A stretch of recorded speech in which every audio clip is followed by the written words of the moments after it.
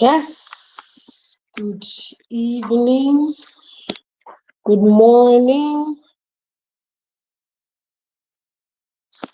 good evening, good morning, good evening, good morning. Let me put this colored lights.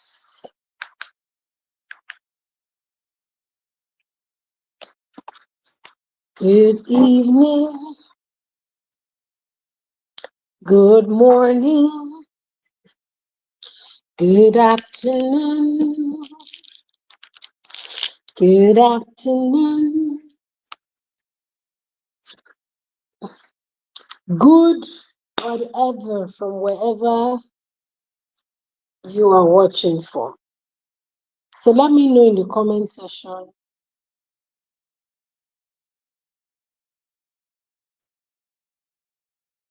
where you're watching from.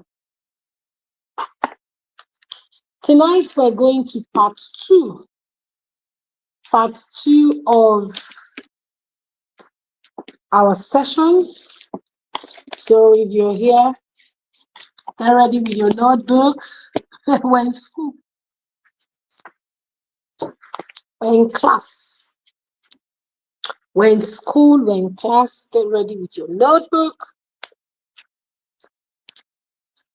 Yes, Constance. Constance, you're first today to be in class. You're welcome. Okay, so today we're going to be looking at, can you hear me, Constance? Let me know that you can hear me.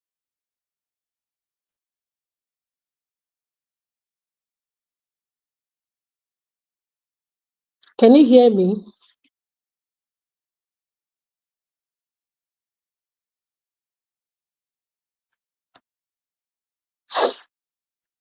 Oh, okay, fantastic. Okay, so you're welcome, everyone. You're welcome from wherever you are coming from wherever you're watching. For those of you watching the replay, you are also welcome, because I'm sure some of you will be watching the replay. That's why we have it recorded. But tonight, I'm going to continue on this series. So this month of May, we are actually on a series titled Bold Move Series. And last week, when the series started, we started with Courage to Leap, and that was part 1. Today, I'm going to be doing Courage to Leap part 2. So we're just going to go right into what I have to share today, and I'll be out of your face. So last week, I'm just going to do a little bit of recap. I'm going to do a little bit of recap of what we did last week. So last week, we looked at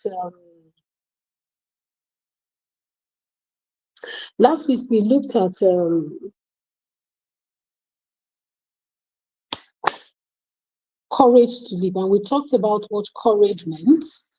We went on to talk about a little of some of the things of how we can actually begin to leap with courage. I remember I gave an example with Roger Bannister, who actually for years nobody could finish run a mile in less than 4 minutes. And I shared how he broke it courageously. And then when he broke it, we now had other people who began to break that record. So I talked about how you should be wildly different. I talked about how comfort kills creativity. If you remember, go back to your notes, you'll see where I talked about how comfort kills creativity. I'm going through my notes to look at all the things that I shared. I talked about how comfort kills creativity.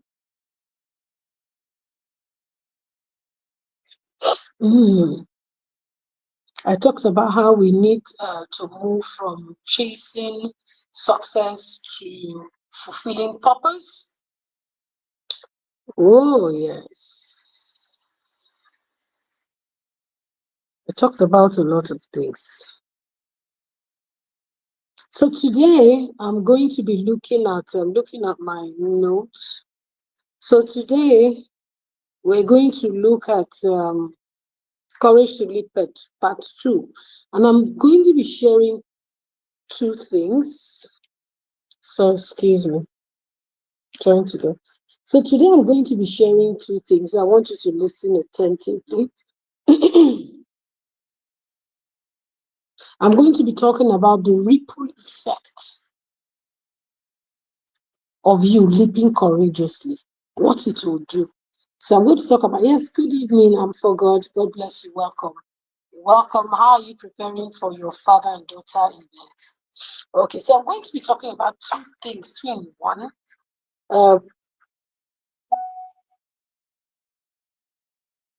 The first one is actually the ripple effect of you leaping courageously. Then I'm going to talk about dealing with the root of inaction. You know, a lot of times people have very big vision and dealing with the root of inaction. And I think I'm going to start with dealing with the root of inaction. So type it. So we're still on Bold Move series, Courage to Leap part 2. So this is Courage to Leap part 2. And I'm saying in this part 2, I'm going to be talking about two aspects. I'm going to be talking about how you can deal with the roots of inaction. Then I'm going to be talking about, the ripple effect of us leaping courageously. Is that understood? Fantastic. Now, we must understand that inaction means when you hear the word action, when you hear the word, yes, courage to leap part 2. When you hear the word action, something comes to your mind, mobility. So can you write for me in the comment section, when you hear the word action, what comes to your mind? What comes to your mind is mobility. What comes to your mind is advancement. What comes to your mind is doings. And when you hear the word inaction, it means it means immobility. That's what it means. And I can tell you the truth that a lot of people are in a zone of inaction. And there's a particular thing that sponsors inaction. There's a particular thing that sponsors inaction, and that's what I want to deal with. Now, we must understand that the root of inaction is fear. I know that, because we are actually adults, it doesn't seem like some of us are afraid. But honestly, some people are actually afraid. And I'm going to be sharing with us the different kinds of fear that can keep somebody stuck. The different kind of fear that can keep somebody stuck. Now, I've seen a lot of people say fear is an emotion. Yes, psychologically, fear is an emotion, but spiritually, fear is a spirit. Because the Bible speaking in 2 Timothy chapter 1 and verse 7, it says, God has not given us the spirit to fear, but of boldness and of sound mind. So it means as much as fear is an emotion, now I'm going to say this, do not think that fear is only an emotion. Psychologists will tell you that fear is an emotion. I want to put it to you that fear is a spiritual attack.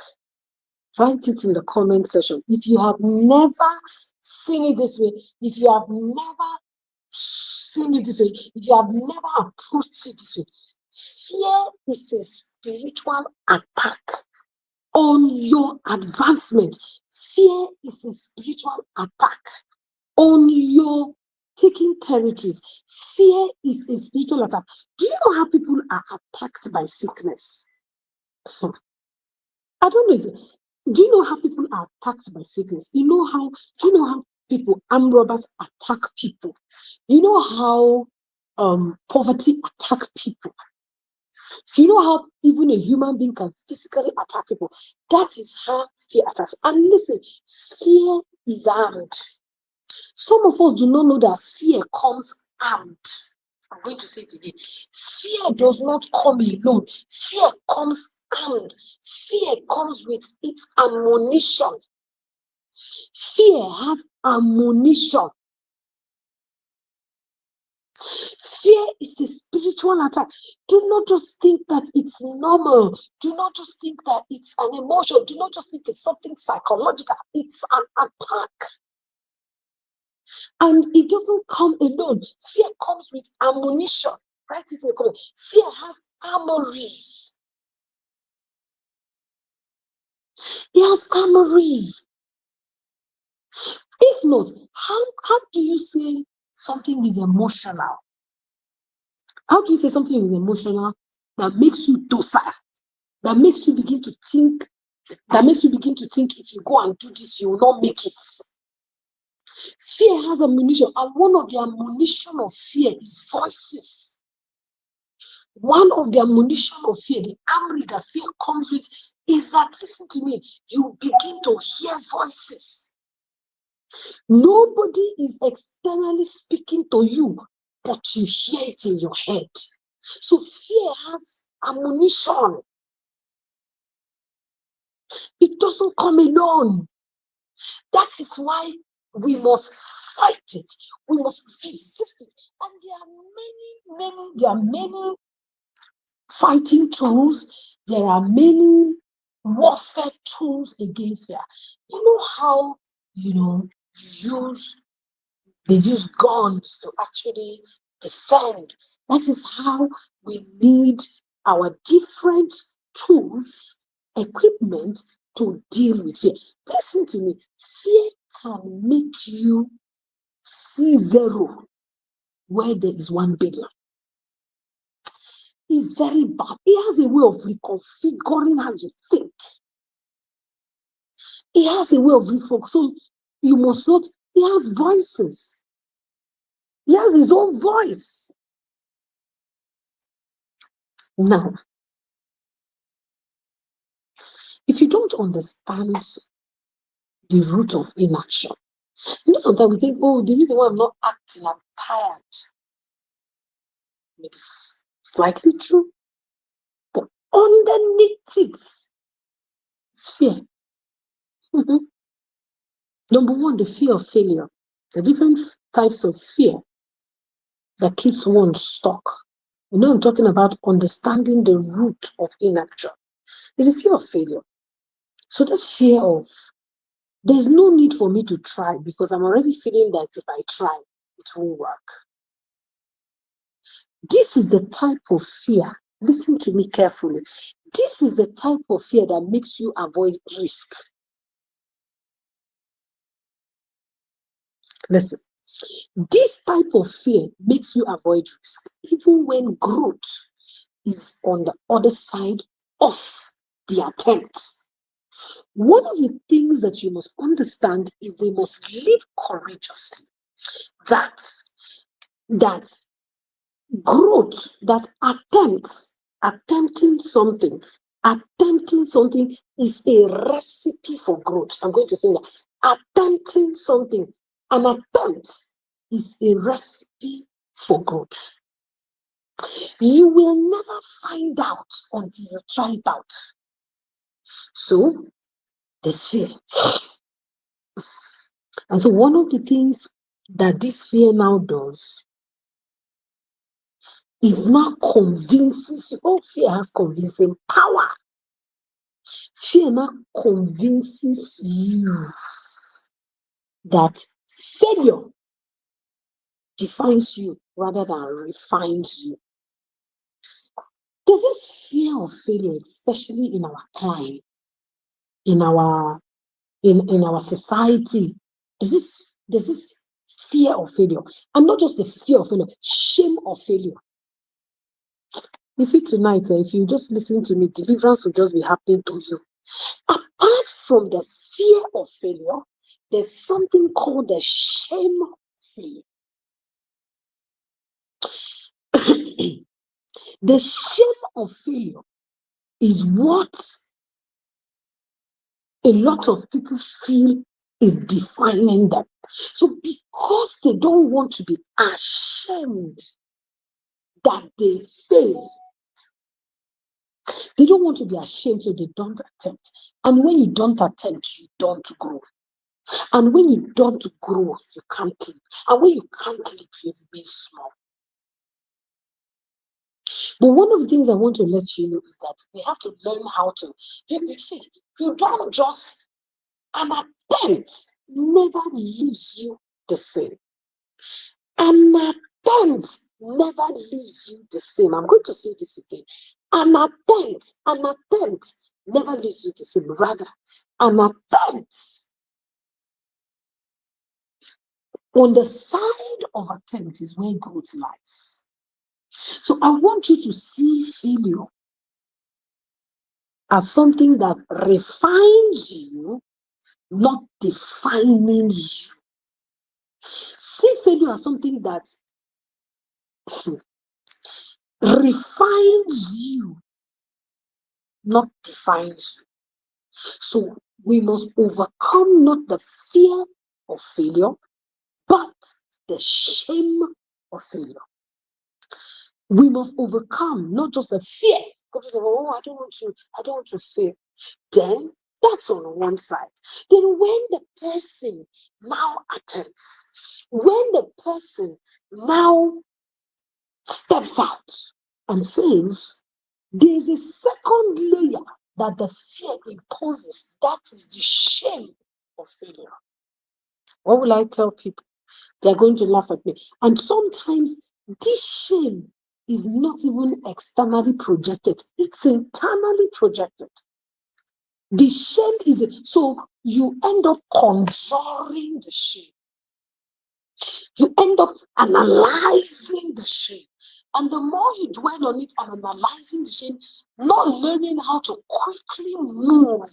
Yes, you analyze why something didn't work, learn the lesson, and quickly move. Rather, some people start meditation ministry on shame.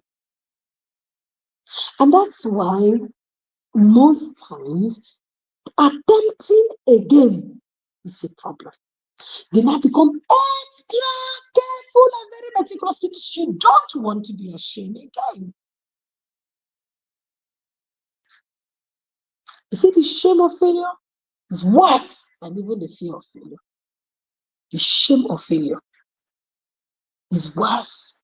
Now, apart from the fact that some persons start conjuring the shame from within, there may be people, maybe some persons who you think some persons who you want to please, or some persons who are having high expectation of you, and then you are ashamed because probably that you are ashamed probably maybe because you have embarrassed them, or you have not done well. One of the things that you must understand that as long as you are alive, there are so many episodes. You see, just like you have episodes in movies, just like you have chapters in a book, why do you want to dwell in chapter 1, page 1 of the assignment that God has given to you? Don't you know that the book you are writing about your life, I'm just using your life as a book or as a movie, don't you know there are various series? You don't know that you have up to series 25 and you're just here in series 1. You're feeling so bad.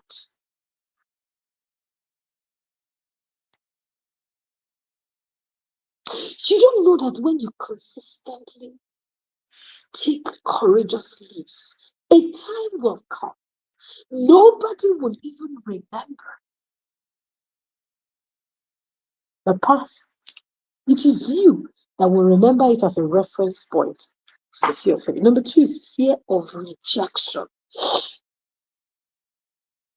What if they say no?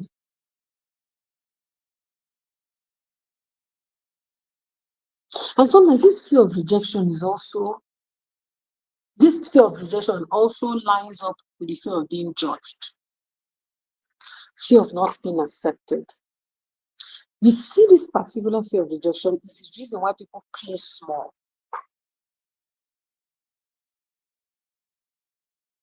Or you become people pleasing instead of standing in your truth. One of the things that destroys women is the desire to be wanted, the desire to be needed, the desire to feel among, the desire to be part of the pack, the desire to be among the clique, or the desire, just the desire to be accepted. So people have become very, and sometimes some people don't know you have become very needy. You have become very, very, so the desire to be wanted, the desire to be needed, in fact, that's the word, the desire to be included. One of the things that you don't know as a woman, that you can start the pack and include people. Why do you always want to be included, especially in a place that does not want to include you? So the fear of rejection, you want to be accepted. And so because you don't want to be rejected, sometimes you end up resizing your vision. And this is actually sometimes, if you're not careful, you give people the power to manipulate you. You give people the power to control you. So you are looking at people's face. The posture of their face is what determines whether you're going to do something. It doesn't matter whether 1 million people are doing what you're doing. Listen to me. It doesn't matter whether 1 million people are doing exactly what you do. There's something unique about what you do. You must courageously, with your full chest, do what you ought to do and damn the fear of rejection. You see, I tell women, get to a level, get to the point where anyone that rejects you do not know what they lost.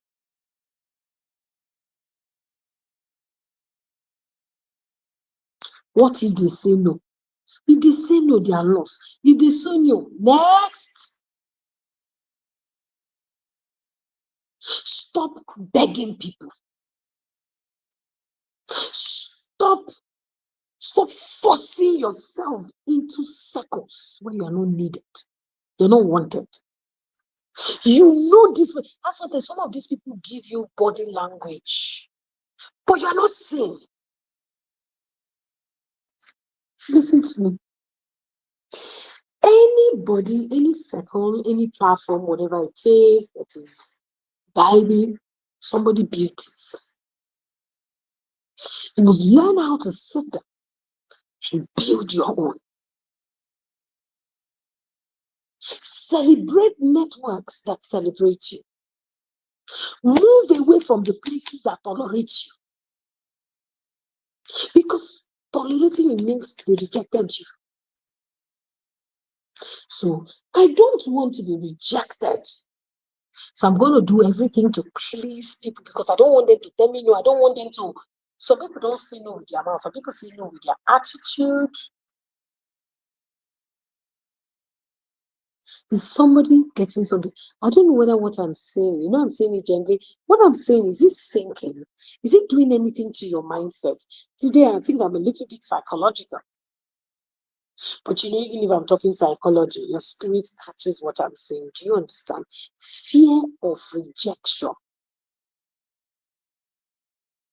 And sometimes we don't know that rejection can be a form of direction.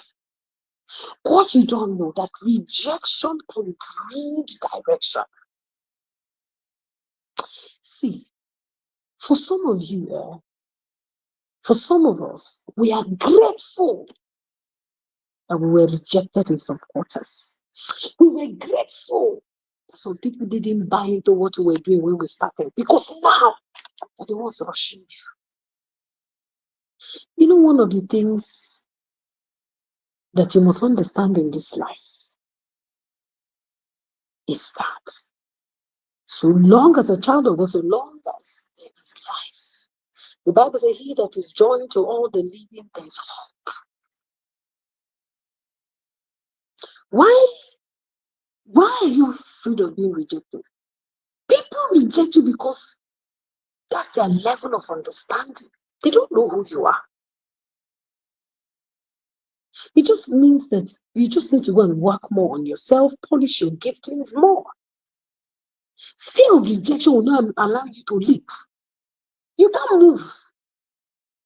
You know that leap is a quantum jump. You can't jump. Sometimes there's people in your industry. You're looking at somebody in your industry who is doing far better than you, doing so well, amassing this so well, and then you look at yourself, you tell yourself, maybe God has asked you to author a book. You look at yourself, you tell yourself you cannot author a book, that if this person has not authored a book, do you know whether the person has calling to write a book? You will not come and be looking as though if you do, you're doing past them. So you are the one judging by yourself. I don't want to be bigger than them. Hey?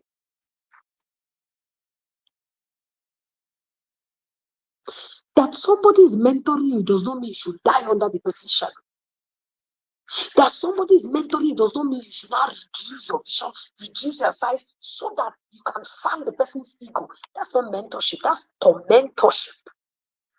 Every real mentor that you own and respect would want you to become your best. Because the truth is that you are not your mentor. You and your mentor are not the same.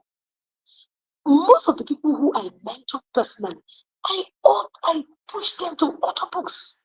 Some of them have even authored books in topics that I've never dreamed of authoring. And I buy their books. Listen to me. You see, I've mentored women, since 2016. I don't think there's any of these women in my very close circle that's authored a book that I didn't pay for and buy. Fear of rejection. Somebody needs to be delivered today. You are going to do a proposal and some people are giving you attitude. Don't take it personal. If you attach it to yourself, you feel small within. Because one of the things the fear of rejection does is reduces you within. Your value drops. You just feel your value has dropped. Or you will drop your value inside. Somebody I don't know, are you catching what I'm saying? I want to relax not to say. Are you catching what I'm saying? The fear of rejection. As I'm going psychological, you now begin to, they didn't accept you there. You reduce yourself inside. The next time you see something that looks like that voice speaks in your head. You remember that other time.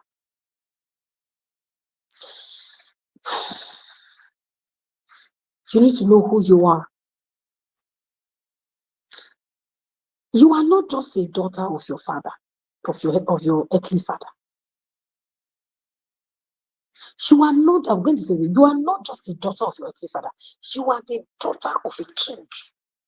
So meaning you're a princess. Because the daughter of a king is a princess. You are royalty. Royalty does not crawl. Royalty does not crawl with non-entities. Royalty. I don't have time to talk about royalty.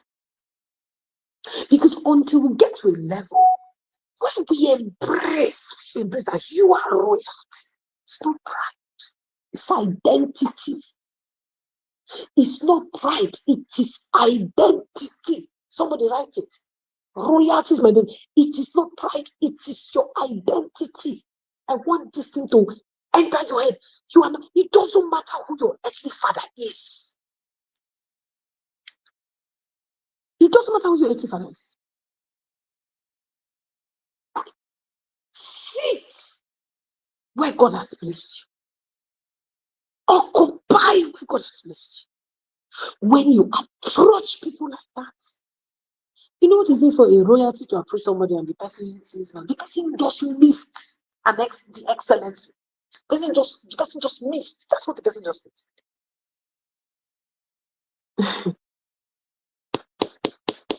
Just as I favor is go to a place, you reject it. You don't know you have missed something big.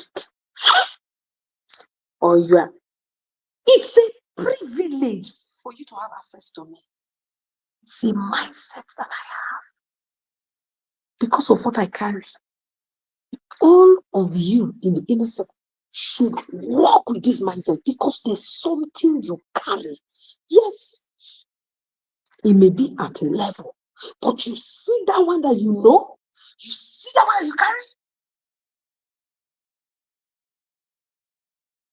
Well, because the truth is that when you're already having voices or you're already in your inside because somebody rejected you, somebody said no to you, somebody didn't agree to collaborate with you, somebody didn't agree to give you access, somebody was treating you like a nobody, somebody didn't pick your call, somebody read your message, you now begin to feel it small on your inside.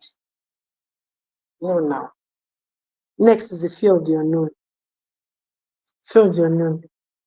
What if I don't know what is coming next?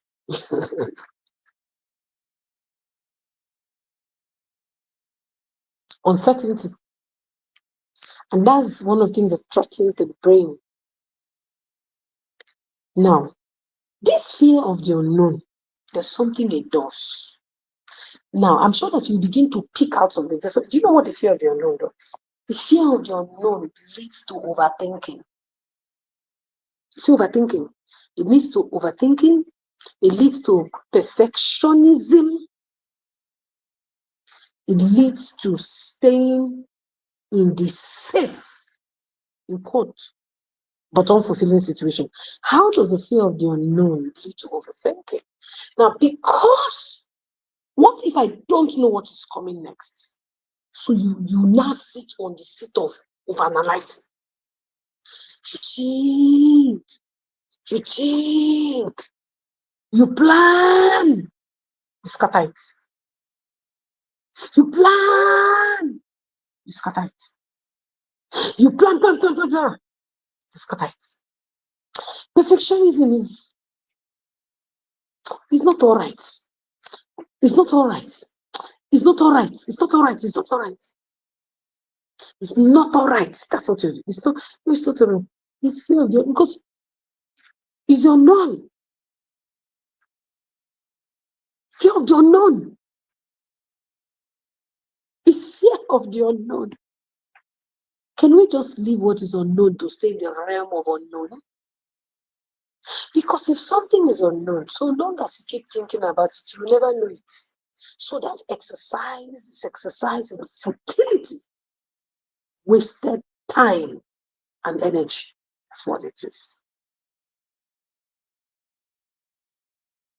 What if I don't know what's coming next?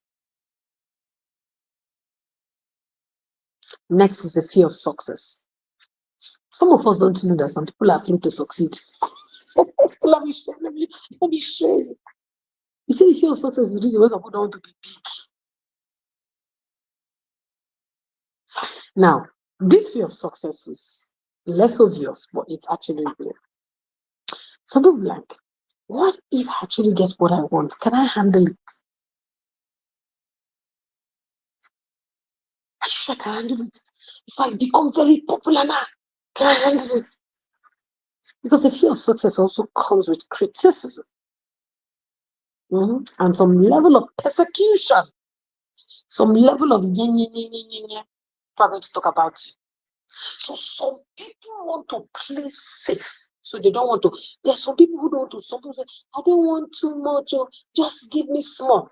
God forbid. It's not me that will collect small thing. I don't want small thing. So I don't want to be so big.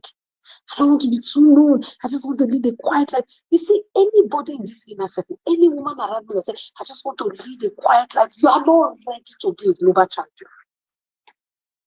You may even be introverted. You don't need to be a noisemaker. But you see that prayer and that mindset to be small is anti-covenant. You're not a covenant woman. In fact, it is selfishness. It is selfishness for you to be praying that you just need the one that will just be for you and your family. You don't need plenty. Some people think it's even humility. I'm not asking for too much. I think I think about that. Not, I'm not even asking for too much. Just think of, no, fear of success. I don't want to be known. When you are big, you'll be known. No, not because you go and you no, not because you go and be shouting everywhere. People will find your works will find you out. And now let me share something. There is something that write this thing down. Some people, I wrote it down, are more afraid of their power than their limits. See, some people are more afraid of their power than their limits. I'm going to be this. Sometimes we are actually more afraid of our power than our limitation. What you have, you're afraid of it than the limitation. And this is the reason why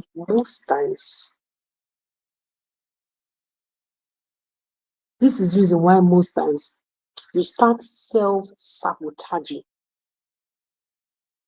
when things start going well. So that mindset of the fear of success is the reason why you start self-sabotaging when things are working well. How do you self-sabotage yourself? When things are working well, you be thinking that something will soon go wrong. Do you know that there are some people, when everything is working well, everything is fine, they are afraid. Some people believe that everything, there must be fight, there must be attack, there must be trouble, why can't you just believe that things can move smoothly, swiftly? So what does that do? Some people start expecting a problem. Some people start expecting, you just believe that it won't last for long. I don't know whether you understand what I'm saying. I cancel people. So I see these things a lot of the time when some people say, it's too good to be true. Mind what you say. It's too good to be true. No, it's too good to be true. It's too good to be true. It's too good to be true. So there should be problem now. Do you want problem? Why is it that you cannot just enjoy the goodness of God? Why do you have to explain it away? Sometimes people are even giving you accolade. People are actually commending what you're doing. Say, no, just leave it. Receive it and suck it in. You dismiss it. That's self-sabotage. You dismiss it.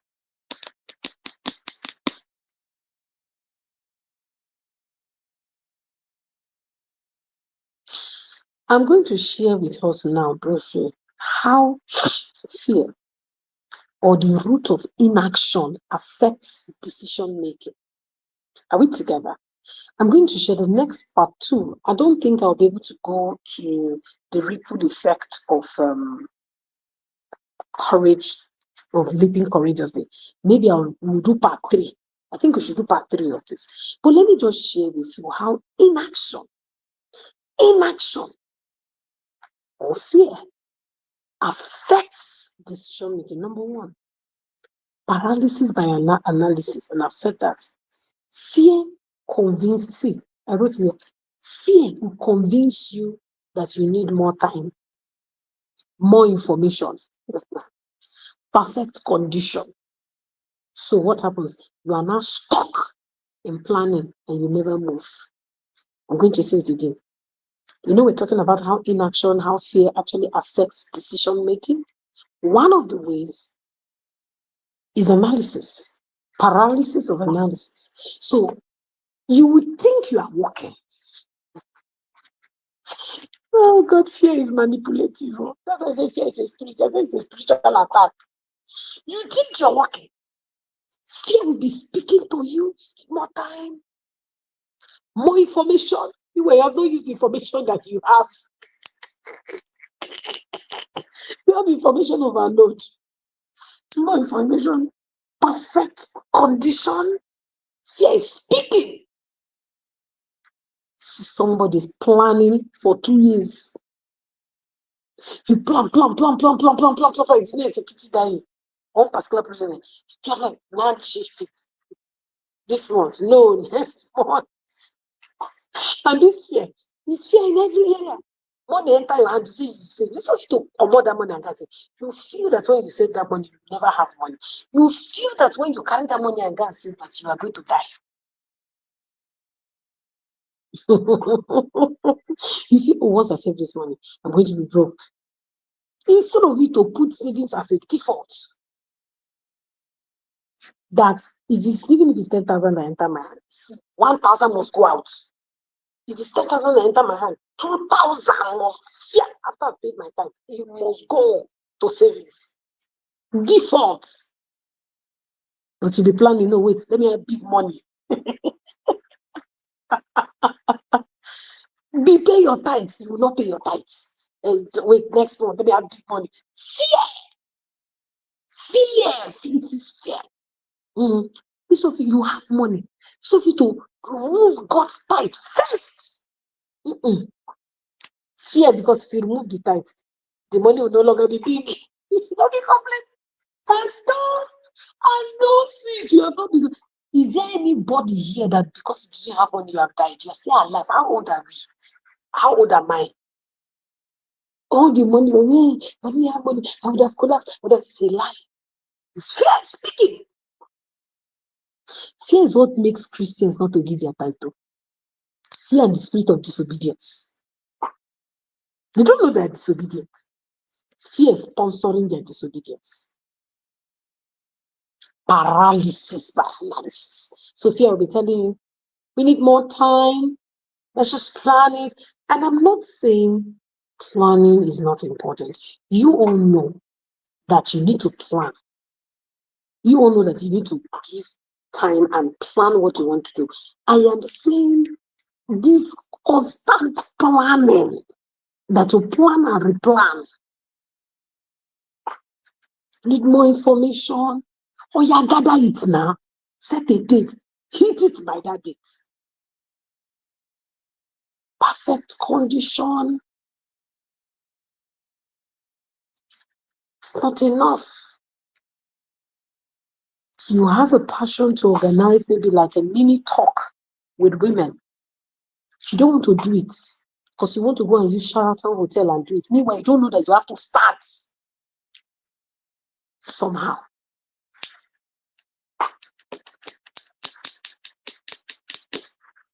Number 2, how does fear affect your decision? One of the ways it affects your decision that you now settle for less. Out of fear, we now say yes to safe options and talk ourselves out of what we really want. We convince ourselves we're not ready enough for it. You talk yourself out. You say yes to safe options and talk yourself out of what you really want. You just talk yourself out of it and convince yourself. We're not ready. Now fear the talk. Yeah! I told you it's a spiritual attack. We're not ready. The reason why a lot of men, young guys, are not married is fear. Fear. Another way that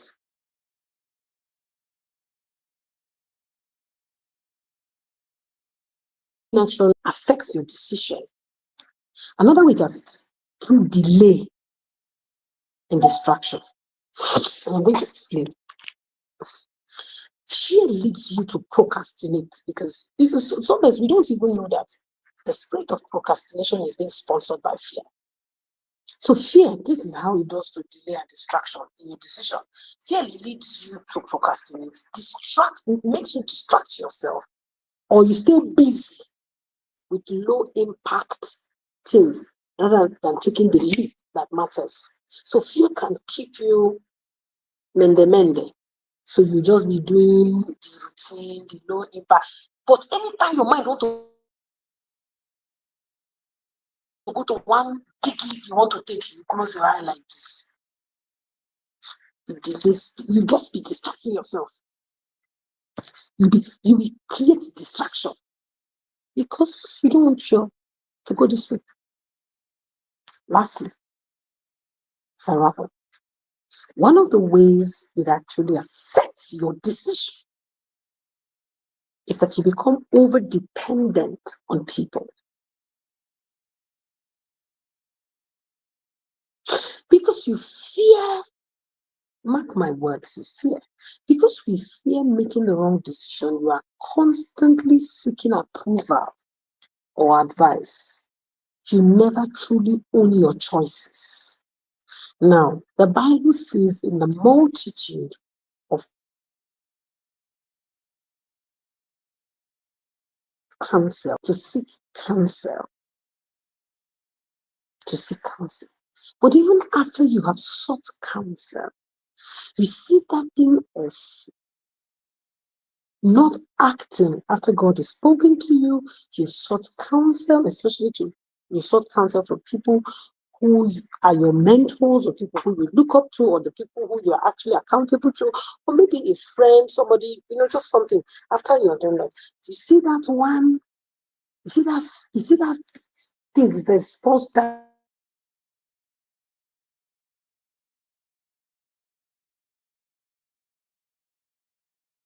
fear, seeking for approval. You don't want to own your choices, so you're pushing it to other people.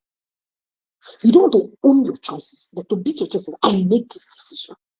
So because of that, you are dependent on people. And if you're not careful, the things people say to you can affect you. When people make side, and sometimes some of these people don't come out openly to make big, they just make side comments.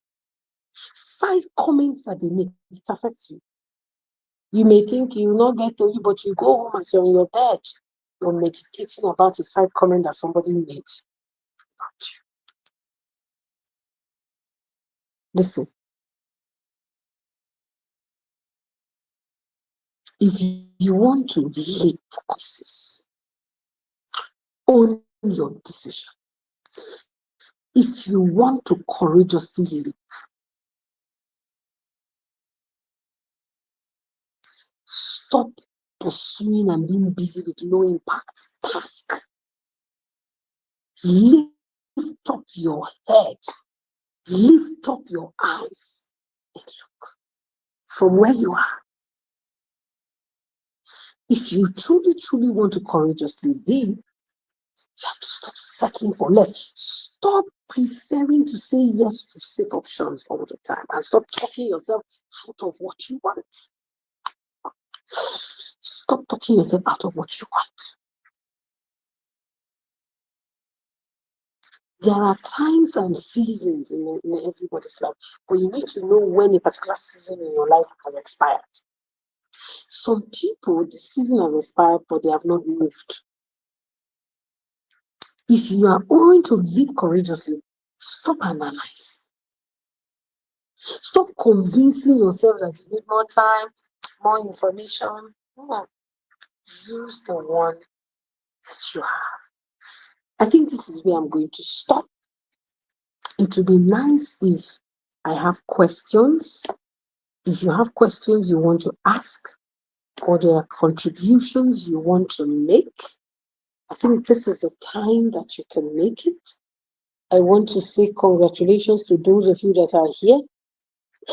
I also want to say that the leaders of the different groups that are here, you need to ensure that you have a conversation on this session that I have had. Probably maybe tomorrow, I want you to have conversation about this session in your group. Let people discuss. Lead a conversation. Let people can share, what fear gripped you the most and how did you overcome it? What fear has gripped you the most? How did you overcome it now?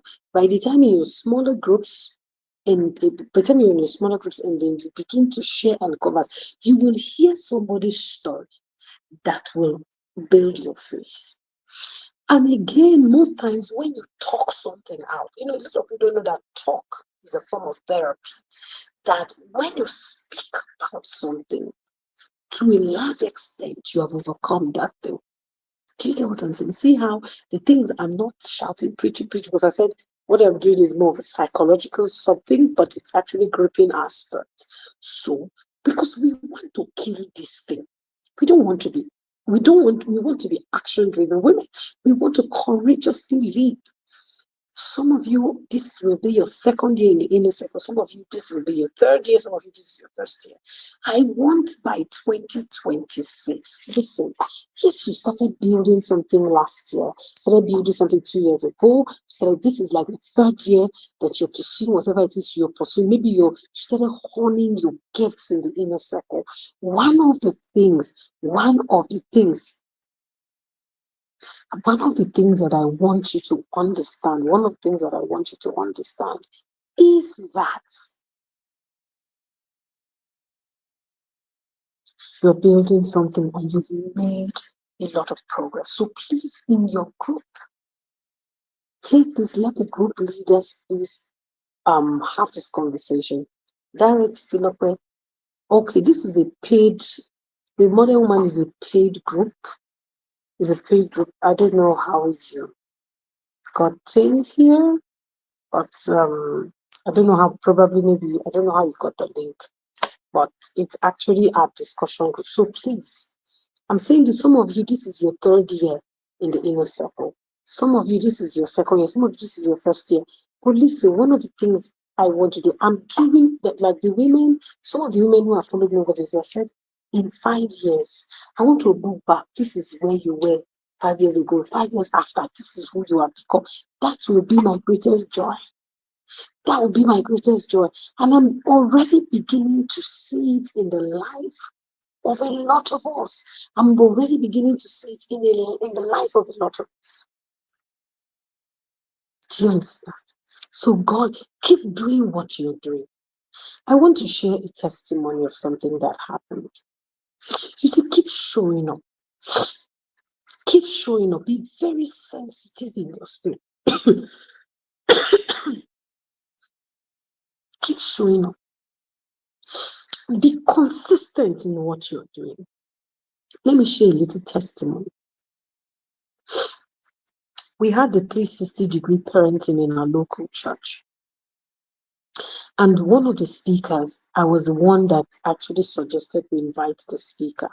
That is Reverend Christy Baturi. Now, I spoke on spiritual parenting, and she spoke on overcoming addiction from curiosity to crisis. I'm sure that some of you who follow me on Instagram would have seen the comments in my comment section. How many of you have seen it? If you follow me on Instagram, you'd have seen. So I posted the video because what I do, listen to me, I'm saying something. When the media guys finished working, they edited the video. So I asked them, I said, please, can you people send me some of the snippets of the video that I'd like to post content, and so that people can be blessed. Talking about you consistently doing what you're doing. I posted that video and I just posted it and I just went away. Do you know what happened? My Instagram was at 5,300. In 2 days, that video blew up. I don't know what happened. The video just blew up. The next thing I started seeing, people from different parts of the world started following me. I started getting DMs. I'm like, what's going on? At first, I'm like, is it this video? The next thing, in 2 days, my followers moved. I'm just using this as an example of being consistent, because you don't know. You don't know. Do you know that video I posted? My Instagram moved from 5,000, is it 5,300 or 5,000, to about 9,000 plus in 2 days. Yes, Kemi, it's been trending. Blogs have carried it. In fact, somebody sent a particular blog to me as of today. That video on that blog is 2.5 million views. On my Instagram handle, as of this evening, is about 500 and one of the videos is 520 something thousand views. Another one is about 90 something thousand views. Another one is about 70 something thousand views. Now, yesterday, one of my daughters, she's even in the inner circle. One of my mentees, she's in the inner circle, Esther. She not told me, was it yesterday? Maybe on Sunday. I don't know. I was talking with her. She not told me, she said, Mama, maybe you should post this thing on your TikTok. Now, I've not been active on my TikTok. In fact, I posted last on my TikTok last year, September. I thought it was last year, September. So she said, Mama, I think you should post this on your TikTok. I'm like, are you serious? She said, yeah, I posted it on my TikTok yesterday. My TikTok was 400. By today, I posted it yesterday. I think it was yesterday. I did first. I can't remember now when I posted it on TikTok. But before I came for this live around 7 p.m. or around 8 p.m., TikTok had grown from 400 to 9,000 plus. I'm sure that by tomorrow, the TikTok should be close to 10,000 followers. My Instagram jumped. Is going to 16,000. My Facebook is 16,000 plus, going to 17,000. It's 16,000 now, going to 17,000. What am I saying? Being consistent, doing what you're doing, following process, being consistent. Now, listen to me. It's not just even about the video trending. It's even more about a lot of people asking for some of the other videos that I posted, a lot of people are reaching out to me from different parts of the world. They want to buy my books. They want me to give them courses on family life, on parenting, on marriage. Do you see how God will just take what you're doing, breathe on it? And of course, if you go to video has been trending, of course, there's some also controversial because she was talking about patterns of the bloodline. She was talking, because Reverend Christy was talking about addiction, and she was trying to talk about how family dysfunction can open the doorway to addiction. So she was trying to lay foundation. But people now, so people just begin to drag and fight. But the more they were dragging, the more they were contending in the comment section, the more the followers were flowing. Be consistent. Do what you have to do.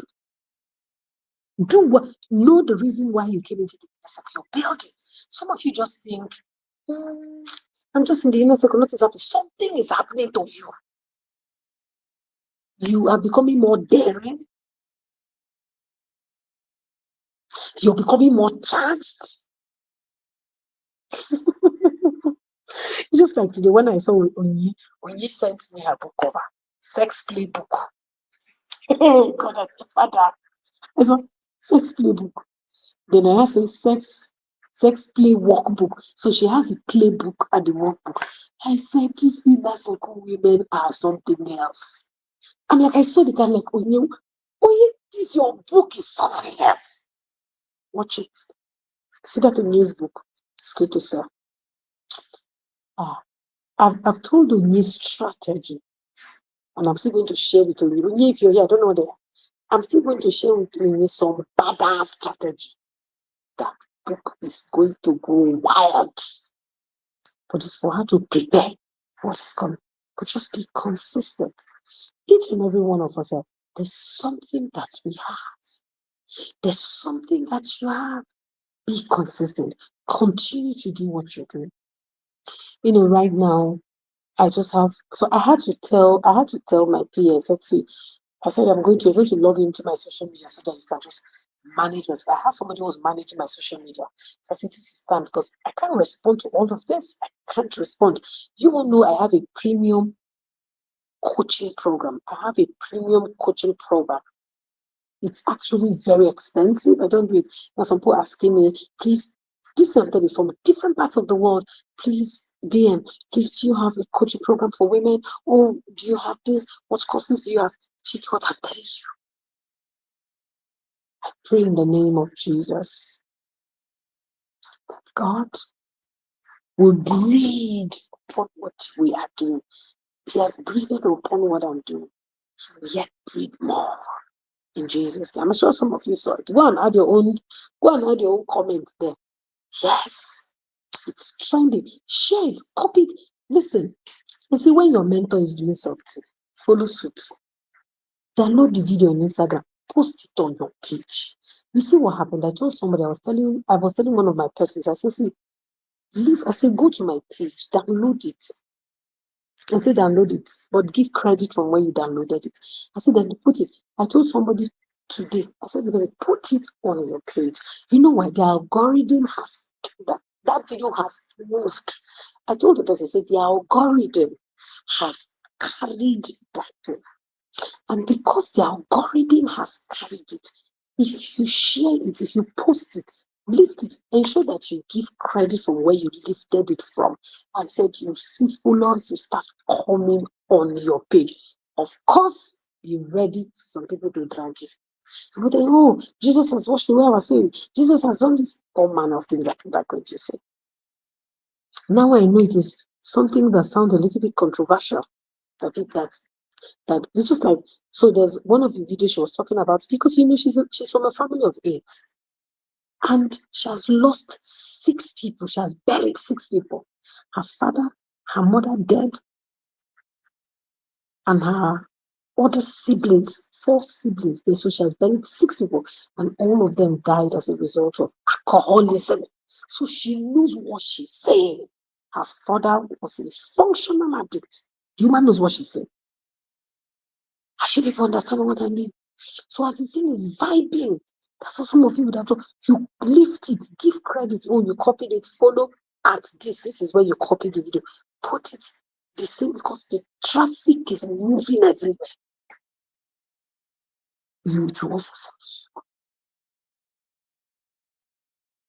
Check out what I'm saying. Think. Because if a blog, listen to me, if a blog, one blog that carried it, says 2.5 million. The blog man, do you know what the blog person just did? The person just, you know how you use CapCut to do video. So the person was there just say, please listen to this video. And person just put credit, just say he lifted it from @favor underscore so on Instagram. That person has, do you know how many food? Do you know the kind of money that guy? Do you know what I'm telling you? Especially if it's in line. What if I say I'm mothers? I just gave you people a tip. Do you get? For the thing has moved. Blogs have carried. I'm even tired. People have been sending me a lot of messages. People say they want the message, they want the full session, and now we have put it on YouTube, and the YouTube is also a lot of traffic is being driven to YouTube. Do you get what I'm saying? So I want to say thank you very much for joining tonight. I hope you have learned something. So, like I said, please share what you learned in the general group. Then also go to your personal groups, your private groups, to discuss the fear that they have gripped you the most and how you overcame it. Or maybe the fear that you're currently dealing with right now. Remember, this is a family. This is a learning platform. And we have a lot of experienced women in the inner circle. God bless you and have a fantastic night rest. Don't worry, I'm going to share updates as I go. Thank you so much.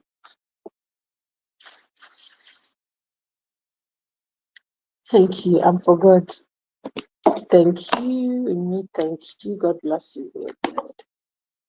God bless you, Lord. I'm happy that you have learned something. I'm happy when people learn. God bless you. Good night. Good night. Good night. Good night, everyone. Good night. Good night. Good night. Good night. Good night. Good night.